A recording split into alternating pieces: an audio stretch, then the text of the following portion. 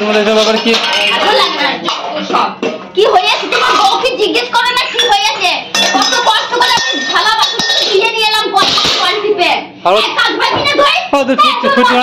এগুলো বাসনগুলো ধুললি কেন? আমি কোথায় ধুইছি? আমি তো এখানে সিঁড়ি কাছে রেখে ধুয়ে ফেলে দিয়েছি কি বাসন নিয়ে এলে ঠুকে থাকে না মাছে নামাচ্ছে জ্বালা কিসে গায়ে তো ওরে জ্বালা তুই তো ছুঁড়ে ফেলে দিলি ঠুকেছ না মালি বাসন কোটা ধুইলি বলে ইয়ে চচ্চড় হয়ে গেছে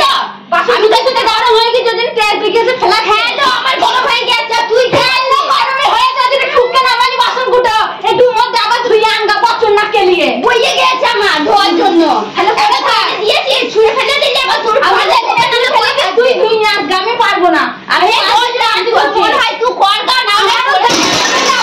পারবো না আমারও কোনো কিছু কাজ না তুই ঘরে ঢোকা পপো না করে চিনি যাচ্ছে পপো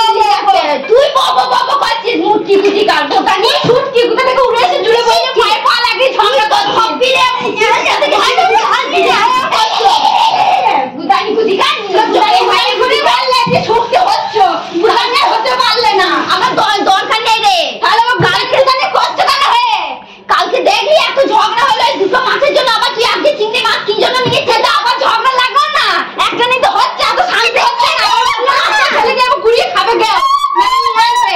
টিকুটিকার ওই ঝগড়া লাগানোর জন্যই তো ঝগড়া করবে বলি তো আবার চিংড়ি মাছ নিয়েছিস তুই তো গায়ে গা লাগিয়ে পায়ে পা লাগিয়ে ঝগড়া করছিস আমার ইয়ে কেটেছে আমার ইয়ে কেটেছে কি বল ভালো করে ইয়ে কেটেছে জানি কুটিকার বুদানি কুদানি পারবা আর কিছু পারবো না তুই চুপতে চুপতে পারবা আর কিছু পারবা না তুমিও পারবা না শক্তি কুটিকা লজ্জা দিয়ে খায় কুটিকা তুমি মাছ দিয়ে না সব ফেলছো আমার বড় মা নাকি অদু তোমার জ্বলছে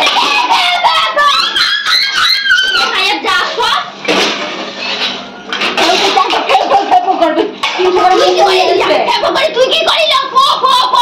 করে যা সব সময় সমানে ছিল